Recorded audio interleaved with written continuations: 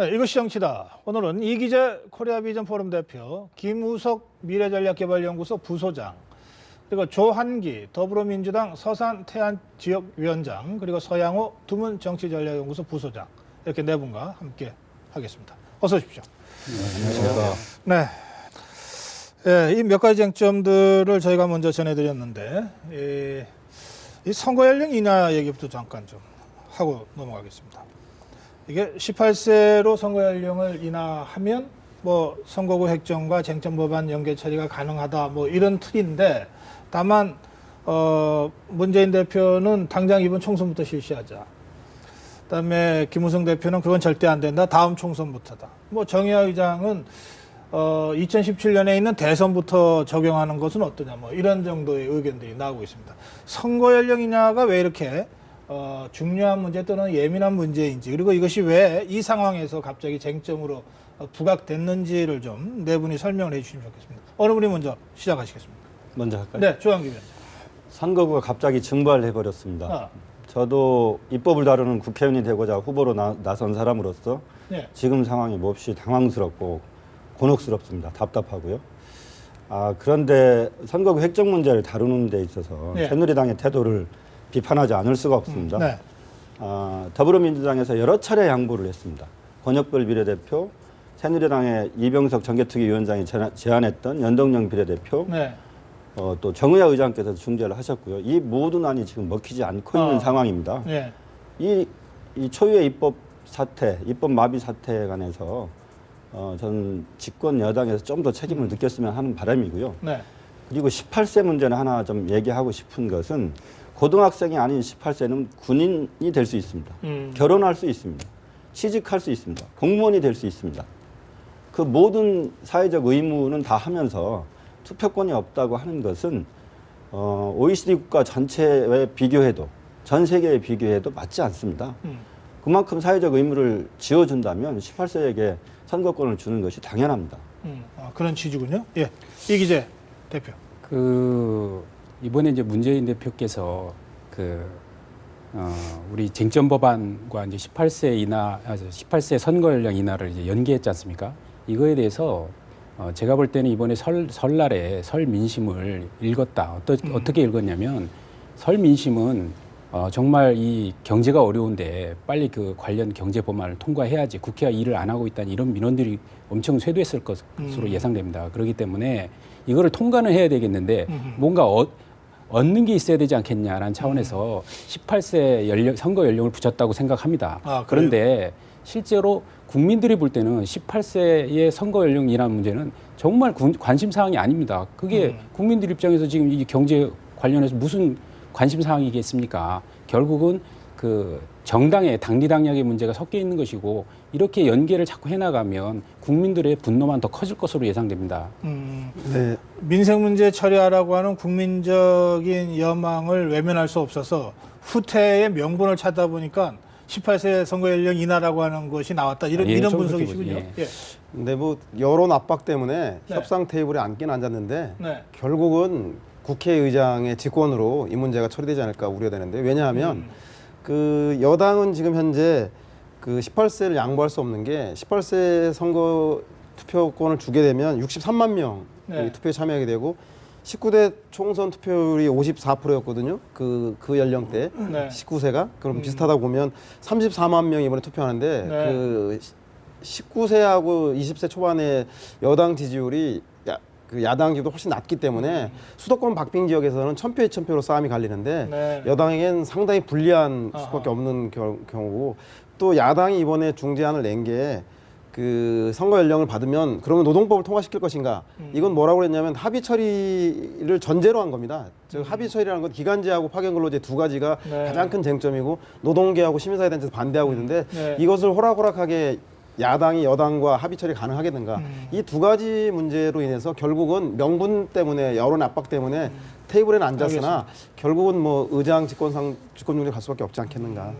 서양호 부소장의 분석, 투표 참여율과 여당 야당의 지지율, 지난 총선에서 나타난 이걸 가지고 이제 분석을 하셨는데, 그게 18세로 선거 연령을 인하하면 새누리당한테 불리하다. 네. 그래서 반대한다. 예, 예. 그러니까 역으로 얘기하면 이것은 야권, 네. 더불어민주당이건 안철수 신당이건 이쪽한테는 유리한 제안을 지금 한 거네요. 그렇습니다. 알겠습니다. 자, 어떻게 보세요?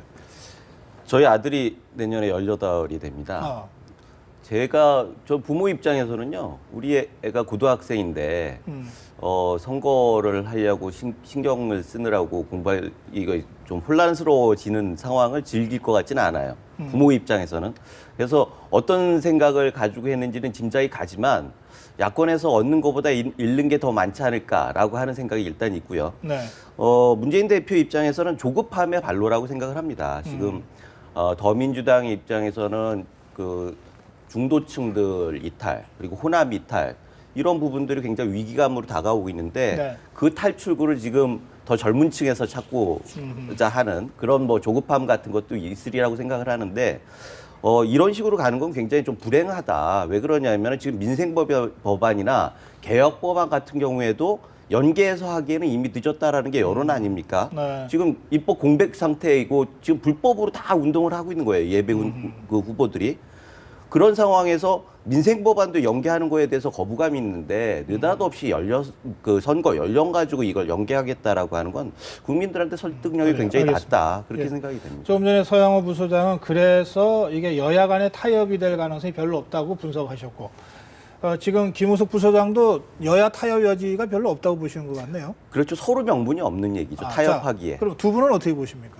예, 저도 이거는 새누리당이 받기가 어려운 상황이고요. 예. 왜냐하면 이게 그 선거가 바로 직전입니다. 코앞에 와 있습니다. 이런 상황에서 그 선거 연령을 인하한다? 그러면 그거로 인한 서로의 이해 득실이 첨예할 텐데 이걸 어떻게 선거 직전에 이걸 여야가 어쨌든 병행하겠습니까? 타협하기 어려운 예, 것이다. 어려운 예, 것은 어떻게 보세요? 근데 그 문제에 관해서 두 가지 문제 짚고 싶은데요. 그 투표 시간 연장이나 투표 연령 인하하는 문제는 사실은 갑자기 나온 이야기는 아닙니다. 네. 그 여야 대표회담에서 계속 나왔던 이야기 중에 주제 중에 하나이고요. 네. 그리고 무엇보다도 지금 이 입법 마비 상태의 초유의 사태를 누가 어떤 방식으로 해결할 것인가 이거에 대해서 답을 내지 않으면 이 불법적인 상태를 언제까지 계속 가져갈 겁니까? 예. 그런데 제 질문은 이 선거 연령 인하라고 하는 새롭게 그 튀어나온 이슈 이걸 매개로 해서 어쨌든 타협이 될 것 같으냐 제 질문은 그겁니다. 세 분은 지금 타협이 어려울 것 같다고 지금 전망하셨거든요. 저는 조항기 저 역시도 타협이 어려울 거라고 어렵다고 봅니다. 보시는 거죠. 예. 자, 그러면 지금 출마를 준비하는 두 분이나 또 평론하시는 두 분이 모두 다 이거 타협이 안 될 것 같다라고 했는데 정치권 어쨌든 이 문제로 타협하겠다고 하고 있잖아요. 그럼 이런 행태를 도대체 어떻게 봐야 됩니까? 아무래도 뭐 최선을 다하고 있다고 평가를 해야 됩니까? 아니면 뻔히 결렬이 예정돼 있는데 서로 지금 명분 쌓기만 하고 있다고 봐야 됩니까? 예. 근데 뭐 여론에 의해서 아까 말씀드린 대로 그 연말 연초 민심을 들었을 거고요. 네. 여야 당 대표가 총선을 앞두고 그리고 그런 여론 민심을 수용하고 있다라는 정치적 제스처가 필요한 것 같고 네. 또한 이면에는 각각의 고정 지지층들에게 그 타협할 수 없다라는 걸 보여줘서 아무래도 야당 같은 경우 노동계하고 시민사회 쪽에 결국 명분 쌓기하고 네, 그렇습니다. 자기 진영 결집을 예, 위해서 지금 하고 있는 거다. 결국 진영 논리가 더 선거 논리가 더 그렇죠. 앞서는 게 아닌가 일종의 싶습니다. 자기 세력에 대한 네, 쇼윙이다. 네. 예. 이런 분석 아닙니까? 네 그렇게 보입니다. 동의하십니까? 그렇죠. 지금 제1야당이라고 하면은 적어도 물론 선거를 앞두고 PR을 구분해서 싸우는 건 좋습니다. 그렇지만 최소한 입법기관으로서의 책무의식은 있어야 한다고 봅니다. 지금 네. 상황에서 연계해가지고 한다라는 거는 쇼잉이라고 하기에도 국민들한테 설득하기 알겠습니다. 힘들다. 청와대의 입장을 전하면서 뭐 뒷머리만 보여줄 수밖에 없었어요. 뭐 익명으로 했으니까. 이 대통령을 직접 모시는 비서가 이 입법부의 수장을 비판할 때 익명으로 한다는 것이 과연 이게 적절한 일이냐에 대해서 저는 매우 심각하게 잘못됐다고 생각합니다. 근데 뭐 이 문제를 저희들이 뭐 길게 토론하기 위해서가 아니고 우선 그런 점을 전제로 그러나 지금 청와대와 이 국회의장 사이에 벌어지고 있는 이 공방이 향후 전국에 어떤 영향을 미칠 것인가에 대해서는 네 분께 의견을 좀 듣고 싶습니다. 어느 분이 먼저 하시겠습니까? 이기재 대표. 예. 그 청와대와 국회의장 간의 이제 설전 그리고 이런 부분은 제가 볼 때는 서로가 바라보는 지향점이 다르기 때문이라고 봅니다. 왜냐하면 그러니까 정의화 국회의장님 입장에서 보면 지금 선거구 획정이 그 처리되지 못해서 네. 이 문제를 빨리 해결해야 국회가 정상화되고 이런 부분이 있기 때문에 그쪽에 주목하는 것이고요. 네. 근데 청와대 입장에서는 국정 운영에 관심이 더 많이 있지 않겠습니까? 네. 그래서 지금 현재 경제 법안, 민생 법안들을 빨리 처리해야 되기 때문에 그쪽에 관심을 갖고 있는 거고요. 그래서 계속 그걸 요구하고 있는 것이고 정의화 국회의장님은 그것이 국가의 비상사태 위기 상황이 아니기 때문에 직권상정 못하겠다 이러시는 건데 바라보는 시선이 다르다. 바라보는 네. 시선이 다르고요. 그런데 정말 국민의 입장에서 보면요. 네. 사실은 선거구보다는 경제 관련 법안이 더 급선무입니다. 그렇기 때문에 정의화 의장님께서는 법 집행을 갖고 얘기하시는데 국회가 언제부터 법을 이렇게 잘 지켜왔습니까? 지금 선거구 획정도 법을 지키지 않아서 선거구가 다 날아갔습니다. 그런데 그 법 때문에 그 직권상정 못하겠다 이런 문제는 국민들이 볼 때는 좀 말이 안 맞는 누구의 편에서 과연 국회가 있는가를 반문할 수밖에 없는 내용이라고 생각합니다. 그래 어떻게 보세요? 지금 말씀하신 거에는 약간 논리적인 좀 허점이 있다고 보이는데요. 정의화 국회의장이 일단 직권상정 자체가 불법이다, 국회법 위반이다 이렇게 말씀하시고 또 하나는 그 이면에는 지금 정부 안이 많은 반대자들이 있다. 야당도 반대하고 노동관계나 경제관계에 많은 분들이 반대하고 있기 때문에 그 문제를 임시국회 열린 상태에서 여야가 충분히 합의해라. 저는 그런 뜻으로 보입니다. 이제 그거를 무시하고 물론 청와대에서 국회의장에게 정중하게 직권상정을 요청할 수 있지만 그걸 하지 않는다고 해서 국회의장을 모욕 주는 행위를 하는 것은 옳지 않다고 봅니다. 예. 말이 너무 거칠어요. 사실 입법부와 그 국가 원수를 모시고 있는 참모 사이에 이런 모습은 정말 외국에서 보기도 좀 창피한 일이죠. 그런데 뭐 그런 행태적인 건 뭐 차치하고 이 비상사태라고 하는 이런 거에 대한 온도 차이가 청와대와 입법부 간에 굉장히 차이가 있는 거죠. 그리고 네. 그 이면에는 이번에 19대 국회가 지나치게 국민들로부터 최악의 국회다라고 하는 평가를 받고 있고 네. 그런 상황을 보정하기 위해서 의장한테 더 많은 푸시를 하게 되는 거죠. 물론 뭐 의장 입장에서도 충분히 또 나름대로 할 얘기가 있을 것 같습니다. 그런데 본질적으로 이 부분은 오바마 그 케어의 경우를 좀 교훈 삼을 필요가 있다고 생각을 하는데요. 예. 미국 같은 경우에도 오바마 케어를 할 때 의회에서 계속 비토를 했었죠. 그때 오바마 대통령은 계속 의회 사정을 하면서도 저자세로 사정을 하면서도 국민들을 학교를 다니면서 대국민 강연 메시지를 통해서 여론을 통해서 의회를 압박을 했거든요. 그래서 제 생각에는 이 부분에 있어서도 조금 시간이 걸리더라도 미리 했었으면 더 좋았겠지만 국민들을 통해서 국회를 압박을 하는 그런 것들에 더 치중을 좀 해줬으면 좋겠다는 생각이 들고요. 결국은 대통령이 믿을 건 국민 여론밖에 없다. 결국은 그렇습니다. 지금 대통령 그러니까 지지도가 오바마 높으니까 사례에서는 그걸 봐야 된다 이런 말씀. 네네. 예. 참고할 수 있다고 보고요. 지금 대통령 지지도가 높기 때문에 국정 지지도를 가지고 있는 거 아닙니까? 그걸 최대한 활용하면 될 거라고 저는 생각을 합니다. 알겠습니다. 예. 뭐 대통령이 정말로 경제 활성화라든가 노동법이 중요했다라면 그 국회의장도 협조했을 텐데 그 국회의장이나 국회가 보기에는 대통령은 그것을 하려고 했다면 진지하게 야당 대표들을 설득하고 야당 원내대표를 설득해야 되는데 청와대 불러놓고 면박 주고 협상할 여지가 아니라 총선 앞두고 대통령 스스로가 고정 지지층을 중심으로 한 정치를 한다고 보기 때문에 정의화 의장은 거기에 맞서서 정치를 하는 거라고 판단되어지고요. 그 행정부가 입법의 권한을 침해하는 것에 대한 삼권 분립의 명분을 가지고 그 박근혜 대통령이 그동안 뭐 여당 원내대표 수시로 교체하고 여야당 대표가 합의한 국민 경선제조차도 휴지 조각을 만들어 버리는 걸 보고 그것에 대한 저항하는 국민들의 마음을 잘 읽고 정의화 의장이 삼권 분립으로서 국회를 지켜야 한다라고 나선 명분을 가지고 있는 거고 실리적으로도 PK와 TK 민심이 좀 다르죠. 정의화 의장도 내년 총선에 아마 출마할 생각이 있는데 TK에서는 박심을 파는 진박 마케팅이 필요하지만 PK 민심은 꼭 그렇지만 않는 것 같습니다. 그래서 정의화 의장이 보기에는 대통령한테 할 말을 하는 바른 말하는 유승민 컨셉이 PK에는 더 통한다고 보기 때문에 개인적으로 이번 기회에 본인의 정치적인 입지를 살리기 위한 그런 대응도 묻어 있는 건 아닌가. 그래서 대통령이 정치하니까 의장도 정치로 대응하는 것 같다는 생각이 지울 수 없습니다. 그 대통령의 어떤 소통의 방법론에 대해서 이야기를 하면 뭐 저도 좀 그 제안하거나 뭐 건의하거나 혹은 비판할 지점이 있습니다. 그러나 실제 어떤 방법론의 문제가 아니라 실제 내용의 문제, 즉 우리가 지금 경제 법안이라든가 우리 노동관계 법안이라든가 이런 부분에 대해서 대통령이 얼마나 많이 호소하고 읍소했습니까? 그런 부분에 대해서 처리가 안 되고 있고 사실은 우리가 그 5년 단임 대통령제의 한계인데 이미 3년이 지났습니다. 마지막 1년은 레임덕이니 뭐니 해서 실제로 일을 할 수 없습니다.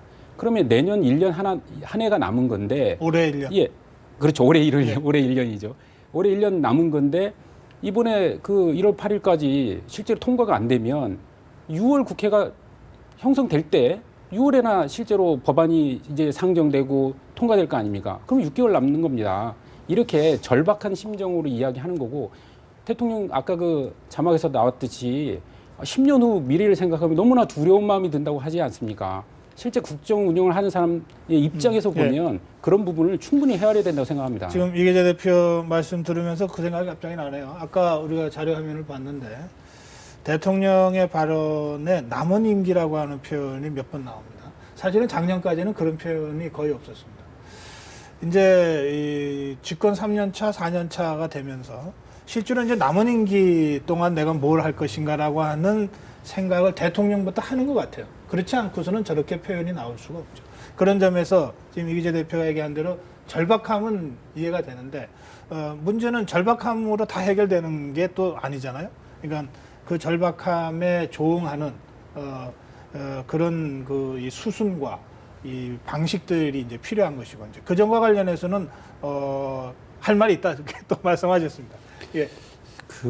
저는 큰 틀에서 그렇게 봅니다. 대통령께서 남은 임기를 걱정하시면서 개혁이나 여러 가지 호소하시는 거 좋다고 봅니다. 하지만 개혁과 입법이 효과를 거두기 위해서라도 국민적 동의, 사전 동의, 논의, 대화가 좀 필요하다고 봅니다. 그렇게 됐을 때 개혁이 그 효과를 제대로 거둘 수 있는 거지 많은 반대를 조금 무시하면서 밀어붙인다고 해서 개혁의 효과가 제대로 나올 거라고 보지는 않습니다. 알겠습니다. 아울러 또 임기가 짧은 만큼 정치적 반대자, 정책의 반대자가 있는 사안을 무리하게 밀어붙이기보다는 가능한 일, 합의가 할 수 있는 일, 임기 내에 이룰 수 있는 일을 우선 찾아서 국민적 대타협과 화합을 이뤄내는 그 업무를 정책의 우선순위로 두는 게 그 임기 말에 대통령의 그 역할이 아닌가 싶습니다. 아니, 알겠습니다. 다 그건 원론적으로 맞는 말씀인데요. 지금 박 대통령이 말씀하신 그 4대 개혁이라고 하는 거는 지금 초부터 계속 얘기했던 거예요. 지금 그걸 바꿀 수는 없습니다. 지금 마무리한다는 건 4대 개혁을 완수하겠다는 거고 그걸 위해서 지금 국회가 19대 국회 마지막에는 이걸 좀 해줬으면 좋겠다라고 부탁을 하는 거거든요. 그래서 뭐 그 전에 충분히 하지 않았다. 어떤 정책이 충분할 수 있을지는 잘 모르겠어요. 대화가. 설득이 얼마나 충분할 수 있을지 모르겠지만 지금 그렇게 여유 있는 상황은 아니라는 건 명확한 것 같습니다. 예, 이 청와대와 국회의장 간의 공방, 뭐 그 흐름을 쭉 훑어보면 결국은 국정 운영의 최고 책임자인 박근혜 대통령의 어떤 절박함 같은 것들도 충분히 이해가 되는데 이것이 입법 과정을 통해서 어떻게 이 마무리 지어져야 되는가와 관련해서는 뭐 여야 간에 또 평론가들 사이에서도 여러 가지 의견들이 제시될 수 있고 이런 점들을 좀 충분히 좀 감안한 그런 방식의 어떤 국정 운영이 좀 나왔으면 좋겠다 이렇게 좀 주문을 해놓겠습니다. 자, 이 정치권 상황도 좀 짚어봐야 되겠습니다. 그 정치권 상황 얘기하니까 역시 이제 야권 얘기를 먼저 안 할 수가 없네요. 지금 문재인 대표와 안철수 의원이 또 더불어민주당과 신당, 그냥 신당이라고 편의적으로 제가 부르겠습니다.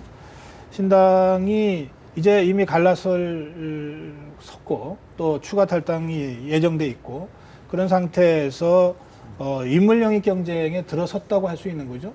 그러면서 뭐 선거는 현실이니까 탈당한 지역에 강한 사람을 내겠다, 센 후보를 내겠다, 또는 더불어민주당 쪽에 핵심 인사가 포진한 곳에는 우리도 더 강한 사람을 내겠다. 서로 지금 그렇게 하고 있는 국면이죠.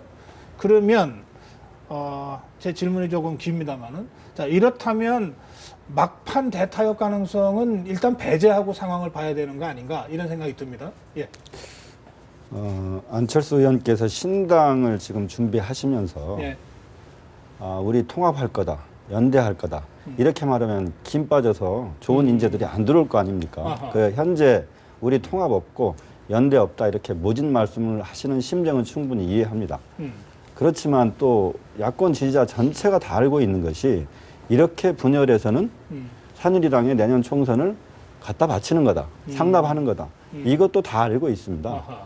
아하. 예를 들면 호남처럼 야당이 강세인 지역에서는 그렇게 치열한 인물 경쟁을 할 수도 있다고 봅니다.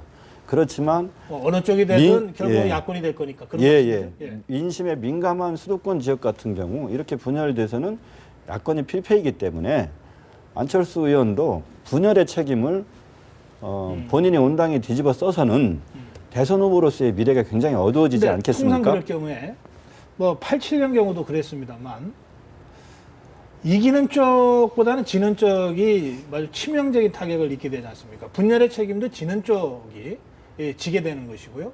그러니까 이를테면은 신당 쪽에서 더불어민주당을 이길 확신을 갖고 있다면 분열의 책임에 대한 부담이 없겠죠. 역으로 더불어민주당이 우리가 이길 거야. 뭐 아무리 그래도 우리가 제일 야당은 될 거야라고 하면 또한 분열에 따른 부담감 없이 자기 길을 가지 않겠는가. 그렇게 제가 반론을 드리고 싶은데. 네, 저는 양측 모두 지금 예. 그렇게 모진 말 하지 않았으면 좋겠습니다. 안 왔으면 좋겠고요. 예. 실제로 정치라는 것이 끝까지 원칙과 명분을 놓치지 않는 사람이 끝내 이기는 경우가 많습니다. 그렇게 그래요. 가기를 예. 희망합니다. 알겠습니다. 제가 질문 하나만 더 드릴게요.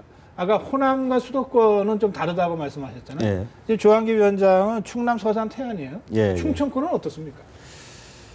충청권도 아직 전국 구도가 정확히 서지 않아서 그런데 안철수 신당의 바람이 분다면 실제로 야권이 패할 가능성이 훨씬 높죠. 충청권도. 예. 그렇지만 또 다른 안희정 도지사가 있어서 쉽게 바람이 일어날 것 같지는 않습니다.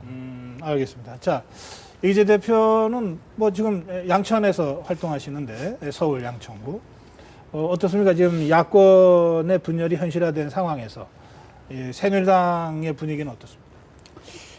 뭐 지금 새누리당 입장에서는 야권 분열이 결국 뭐 총선에서는 유리할 수밖에 없겠죠. 그렇지만 저희들이 볼 때는 역대 모든 선거를 보더라도 그렇게 그 야권이 분열된 상태로 총선에 임하지는 않을 것이다. 실제로 지금 현재는 워낙 이제 그 코너에 몰리니까 또 이렇게 당과 당으로 막 분해되고 이러지만 결국은 하나로 합쳐져서 그 총선에 임하지 않겠냐라는 생각을 갖고 있고요. 네. 그래서 실제로 뭐 야권 분열을 무슨 뭐 즐기고 있을 즐기고 있을 그런 여유가 여유가 없습니다. 예, 실제로. 예. 지금 조한기 위원장도 결국은 함께 하게 될 거다라고 하는 말씀을 암묵적으로 하신 것 같고 이기재 대표도 야권이 저런 식으로 진짜 분열해서 선거 치르지 않을 거다. 결국은 현재는 두 분은 일단 그렇게 예, 보시는 그렇죠. 것 같습니다. 예, 자, 예. 평론가들은 어떻게 보시는지요? 예. 저는 기본적으로 이 상황에서 총선 전에 통합으로 가긴 힘들다고 봅니다. 야권이. 지금 안철수 그 의원에게 그 주어진 총선에서의 과제는 친노 청산입니다. 진보 진영이 극단화되면서 대중 정치를 잃어버린 진보가 현실적으로 얼마나 허약해질 수밖에 없느냐를 보여주고 있는 거고 거기에 대한 돌파구로 안철수라고 하는 대안을 제시한 거거든요. 두 번째는 호남 정치 복원이라고 하는 얘기들을 많이 하는데 이건 바로 지금 야권에서 호남이 대주주인데 그동안에는 문재인 대표가 CEO로 와가지고 이사회도 자기 사람으로 하고 실제로 주주이익을 대변하지 않았다. 그래서 자기 주주 운동으로서 지금 호남 민심이 빠지고 있는 거라고 봅니다. 그렇다고 하면은 지금 대선을 앞두고 있는 상황에서는 같이 그 전에 연대할 것 같지는 않아요. 그리고 안철수 신당 같은 경우에는 뭐 이건 죄송한 말씀이지만 친노 청산이라고 하는 그 소명을 하기 위해서는 떨어뜨리는 게 우선이지 자기가 당선되는 게 우선이라고 보지 않을 수 있습니다. 네. 호남에서는 승리를 하고 그거는 뭐 여야의 대결이 아니니까 호남에서는 승리를 하고 수도권에서는 친노 세력을 떨어뜨려야지 그 다음에 대선에서 제대로 된 진보 진영의 정당을 만들 수 있다. 제1야당이 되는 것이 더 중요하다. 우선은 그게 우선이라고 보는 거죠. 더불어민주당과 신당 사이에는 그 게임을 할 수밖에 없다 이런 말씀이죠? 지금 뭐 표적 공천이니 이런 얘기가 나올 수밖에 없는 게 여기서는 야당이라고 하는 절대 지분의 이니셔티브를 잡는 것. 알겠습니다. 예, 어떻게 보십니까? 저는 뭐 아주 상당히 안철수 신당의 바람이 고무적으로 보고요. 안철수 신당의 돌풍이 그 새누리당에도 험지론으로 그다음에 그 더민주당에도 인재영입 경쟁으로 드러나는 거 보면 긍정적 역할을 아직 하고 있다. 아. 다만 앞으로 안철수 신당이 계속적으로 독자적인 세력을 가지려면 두 가지 문제가 있는데, 하나는 제도적인 문제인데요. 소선거제하에서 결국은 양당 체제가 강화될수록 네. 현재 스윙이라고 하는, 즉 부동층이라고 하는 사람들이 사실은 그 일상적으로는 그 부동층이지만 중요한 선거 국면에서는 이미 기울어진 부동층 아니겠습니까? 여당으로 가고 야당으로 가고, 그래서 양당 체제로 흩어질 가능성이 되게 높습니다. 예. 왜냐하면 소선거제에서 그 자기가 승다수 원칙이기 때문에 네. 그건 의미가 없기 때문에 그렇게 막판에 되고, 어느 쪽으로인가 네, 갈 것이고, 쏠릴 거다. 그런 두 말씀이죠? 번째는 예.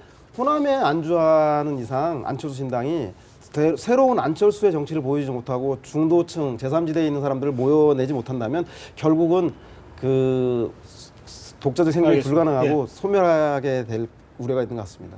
지금 출마를 준비하는 두 분은 뭐 결국은 야권이 하나로 선거할 것이다라고 보셨습니다만, 이제 뭐 그렇게 되면은 여야 간의 이 대결 구도니까 전망이 더 간명하고 쉬울 것 같아요.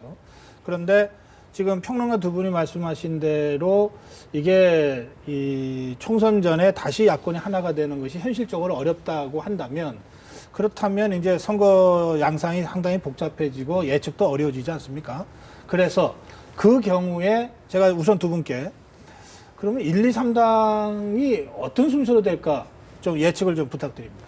예. 지금 앞서 말씀드린 대로 안철수 신당이 예. 제3지대에 있는 정운찬 총리라던가 손학규, 박영선, 김부겸, 더 나아가서 유승민 새누리당에 있는 중도층을 대표하는 사람까지 모셔오는 그런 정도의 파괴력을 가진다면 저는 새누리당이 1당을 하고 안철수 신당 2당을 하고 그다음에 현재의 더민주당은 군소정당의 신세를 면치 못할 것이다라고 생각이 드나, 일단, 예. 그렇지 않다라면 예, 그러니까 그건 이제 안철수 신당이 하기 나름이지만 네네네. 최상의 경우 네. 가장 잘 될 경우에는 새누리, 신당, 더불어민주당 순서로 전제는 재편될 아까 것이다. 말씀드린 대로 그런 예, 것이고요. 예, 예. 예, 어떻게 보십니까?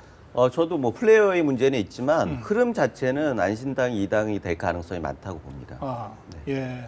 지금 새누리, 그다음에 신당, 네. 더불어민주당.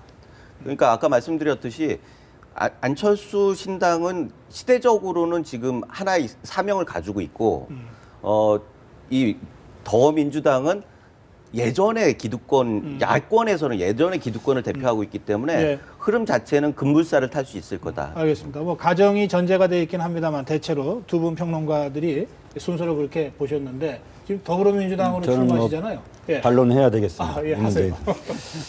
그 새로운 정당이, 그것도 양당 체제에서 중도 신당을 표방하는 정당이 살아남으려면 인물과 명분이 분명해야 된다고 봅니다. 첫 번째는 문재인이 싫어서 혹은 사람들이 신기루라고 말하는 중도 신당, 이념 없는 중도 신당, 이걸 가지고는 전 부족하다고 봅니다. 양당 체제를 돌파구로 낼 만한 더 확실한 창단의 명분과 그에 따른 정책과 이념이 있어야 된다고 보고요. 예. 두 번째는 아무래도 인물 경쟁을 해야 되는데 그동안의 선거를 앞두고 창당했던 많은 정당들이 사라져가고 했던 것은 과거 정치권에 같이 있던 사람들한테 기댈 수밖에 없어서 그런 겁니다. 지금 안철수 신당도 역시 새 인물이라기보다는 새정치민주연합, 더불어민주당에서 탈당하신 분들하고 혹은 호남에서 미리 나가신 분들하고 이렇게 연대해서 어떻게 이것이 새로운 인물이고 새정치고 비전을 보여줄 수 있겠습니까? 그 점에서 진짜 새로운 병천동전할 만한 그런 인물들을 영입하지 못하는 이상은 네. 저는 어렵다고 봅니다. 그게 한국 정치사가 아까, 보여줬다고 예. 봅니다. 서영호 부소장이 몇 사람을 거론했지 않습니까? 예로서 뭐 유승민 의원까지 포함해 그런 식의 영입이 된다면 어떻게 됩니까? 그렇다면 그거는 그동안의 양당 구조에서 흡수되지 못했지만 예. 대중적 인기를 충분히 구가하고 있는 분들을 모셔왔기 때문에 그거는 어떤 그거는 새로운 바람을 일으킬 수 있는 조건이 되겠죠. 그럴 경우에는 서영호 예, 부소장의 예측이 현실화될 수도 있다. 예, 그걸 조건은 될 수 그러나 있겠죠. 그렇게 되기 어려울 것이다. 그렇게 보시는 거죠. 지금 현재 모습이 그렇지 않습니까? 예. 그럴 경우에는 1, 2, 3당의 순서는 어떻게 됩니까? 만약에 그거를 이뤄낸다면 뭐 저기 새누리당의 유승민, 뭐 손학규, 예. 박영선, 뭐 김부겸 이런 분들을 포함해서 한다면 그거는 지금까지 양상하고 전혀 다르기 때문에 이 당이 될 수도 있겠죠.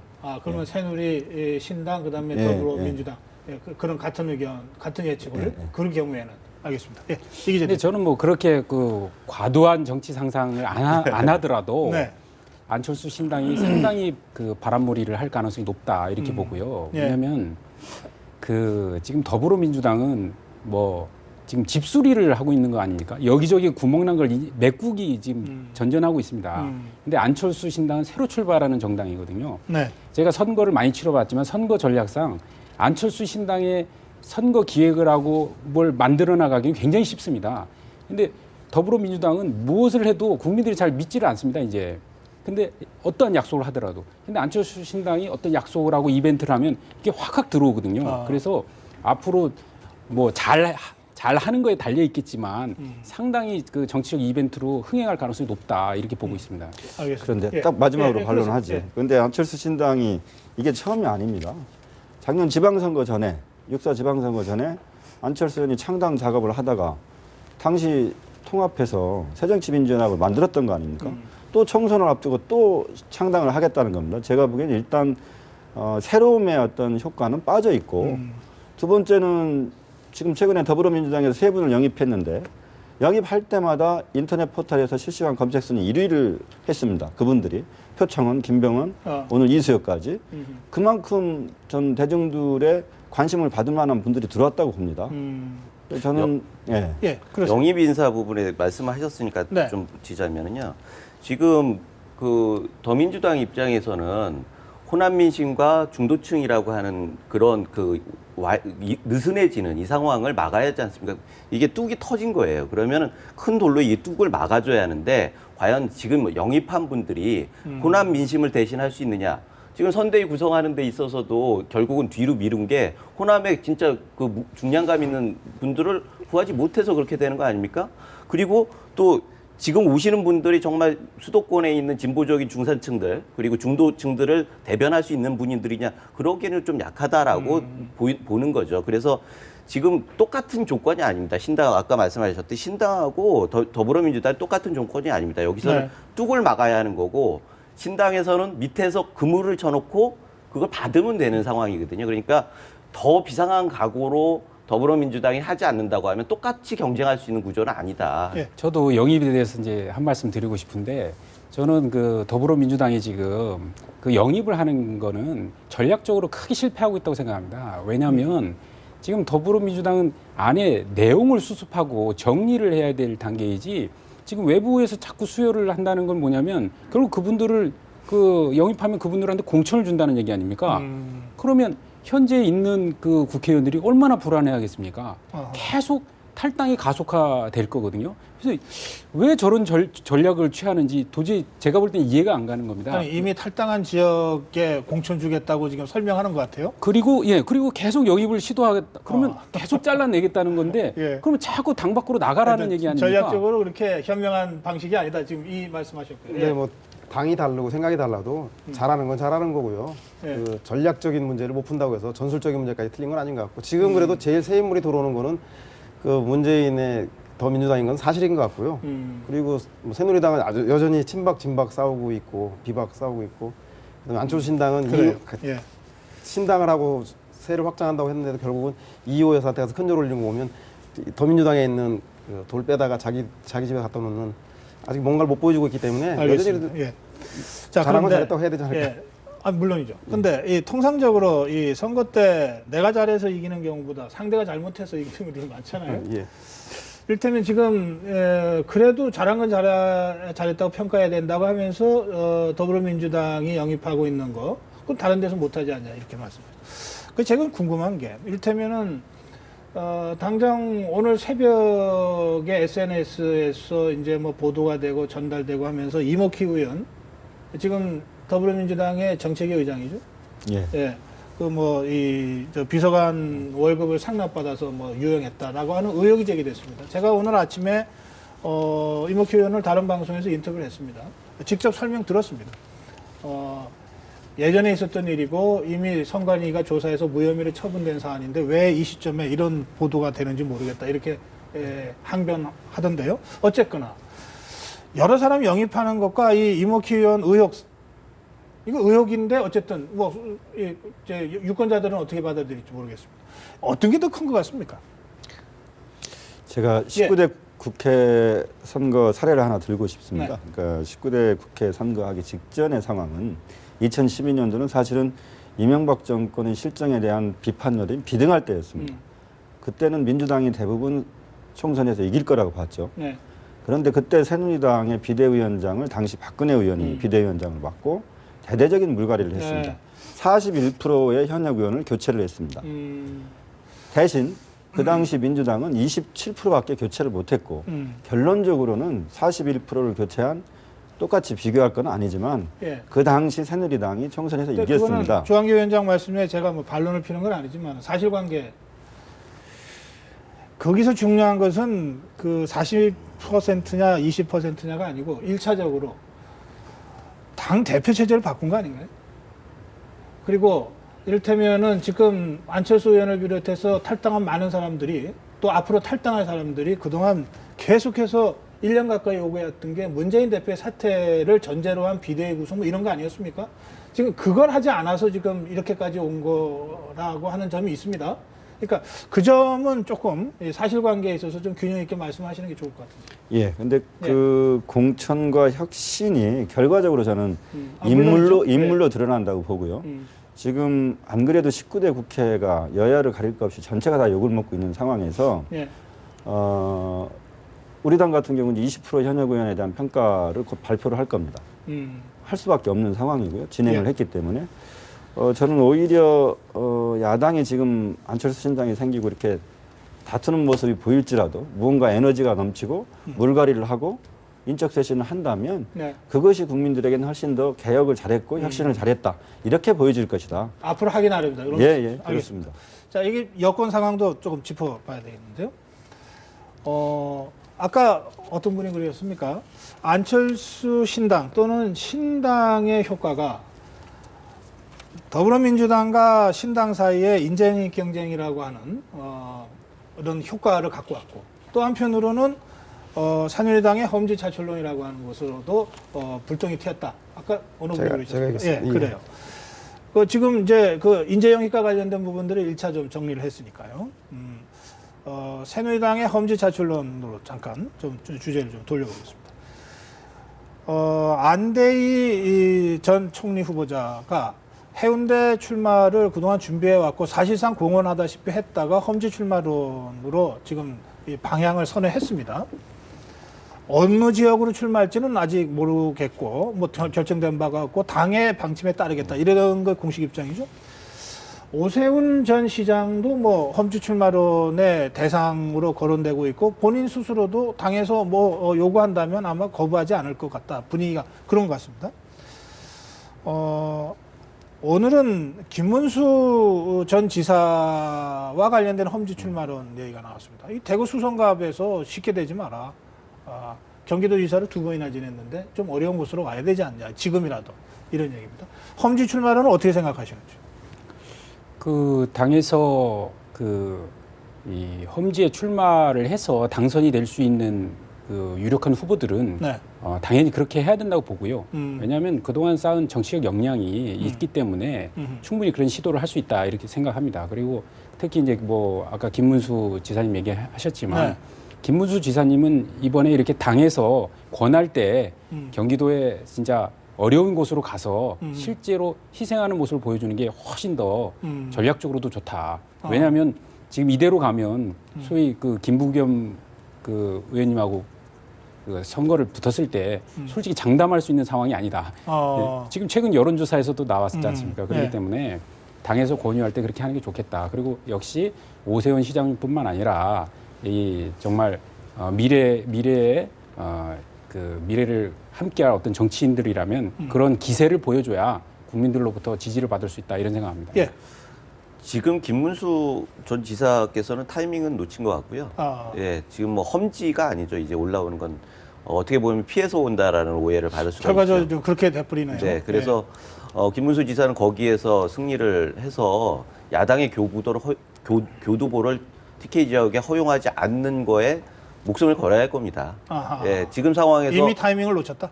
이미 뭐 제가 설명드리지 않아도 예. 뭐 그런인데 자기가 희생을 해가면서 험지에 와가지고 뭘 하겠다라고 하는 명분을 지금 갖기는 좀 힘듭니다. 그런 상황에서는 지금 거기에서 지켜내고 승리를 쟁취해 와야지 이제 알겠습니다. 그 다음 기회가 김원순 지사의 생긴다 경우는 생각합니다. 그렇다고 치고 네. 그러나 험지 출마론 자체는 의미 있다. 아, 그렇죠. 보시는 거죠? 지금 사실은 아까 말씀하셨듯이 새누리당이 그동안 그 새로운 인물을 알겠습니다. 아직 예. 못 해왔기 때문에 네. 그런 부분에서 예, 시간이 다 돼서 짧게 한 말씀씩만 듣겠습니다. 한 10초, 20초. 예. 네, 험지 출마는 선거마다 의미를 가질 수 있는데 문제는 친박이 비박이 친박을 서로 배제하기 위한 정치적 그런 논리로 정략적 험지 출마는 안 된다. 네, 그렇습니다. 저도 생각이 같습니다. 김부겸 의원처럼 대구에 가서 지역구도를 탑하겠다. 이제 그런 명분이 아니고 지금 친박과 비박과의 싸움에서 밀어내기처럼 보여지면 예. 있던 감정도 사라집니다. 알겠습니다. 개파 싸움처럼 비춰서는 험지 출마는 효과가 없다. 두 분 말씀에 동의하시는 것 동감합니다. 같습니다. 오늘 여기서 마무리하겠습니다. 고맙습니다. 감사합니다.